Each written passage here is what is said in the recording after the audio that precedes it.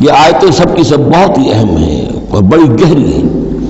ان الذين آمنوا ثم كفروا ثم آمنوا ثم كفروا ثم ازدادوا كفرا لم يكن الله ليغفر لهم ولا ليهديهم سبيلا بشر المنافقين بأن لهم عذابا أليما. دیکھیے یہ منافقت کا معاملہ کیا تھا. یہ ایسا نہیں تھا کہ ایک ہی دن میں آدمی منافق ہو گیا. ایک تو تھے وہ جو شعوری منافق تھے، جو فیصلہ کر کے، جو ہم سورہ آل عمران میں پڑھ آئے ہیں، صبح ایمان کا اعلان کریں گے، شام کو ہم پھر کافر ہو جائیں گے، مرتد ہو جائیں گے. تو معلوم ہوا ایمان انہیں نصیب ہوا ہی نہیں، اور انہیں بھی معلوم تھا کہ ہم مومن نہیں ہیں، ہم ایمان لائے نہیں ہیں، تو دھوکہ دے رہے ہیں. یہ شعوری منافق ہوا.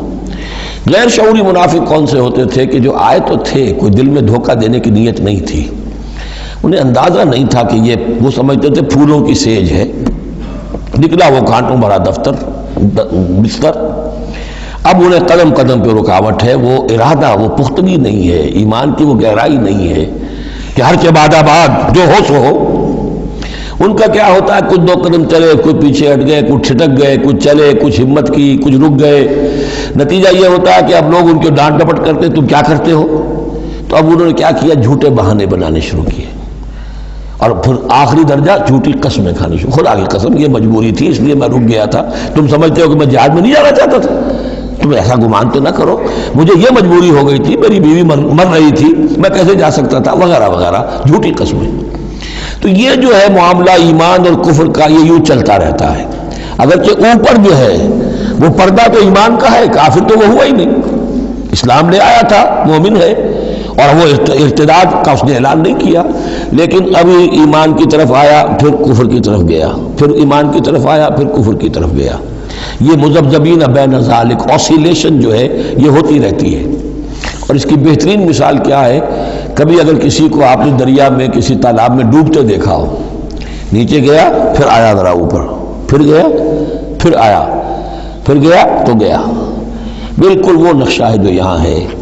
ان الذین آمنوا ثم کفروا، یہاں کفر سے مراد نفاق ہے، کفر قانونی نہیں، کفر حقیقی، کفر معنوی، کفر باطنی.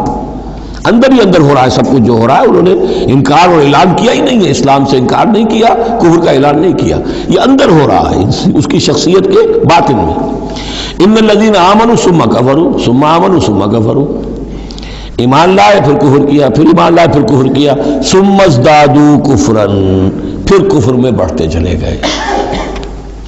لم یکن اللہ لیغفر لہم، اللہ تعالیٰ ایسے لوگوں کو مغفرت کرنے والا نہیں ہے، ایسے لوگوں کی مغفرت کرنے والا نہیں.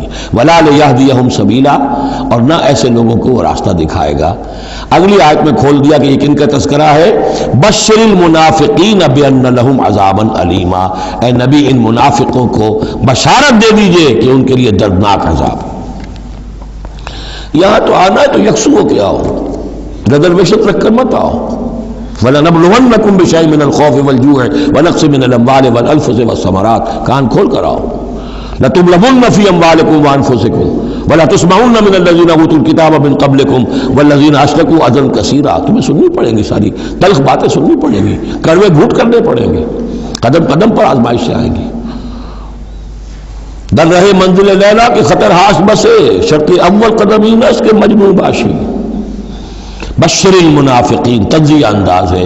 ان منافقوں کو بشارت دے دیجئے محمد صلی اللہ علیہ وسلم کہ ان کے لیے بہت دردناک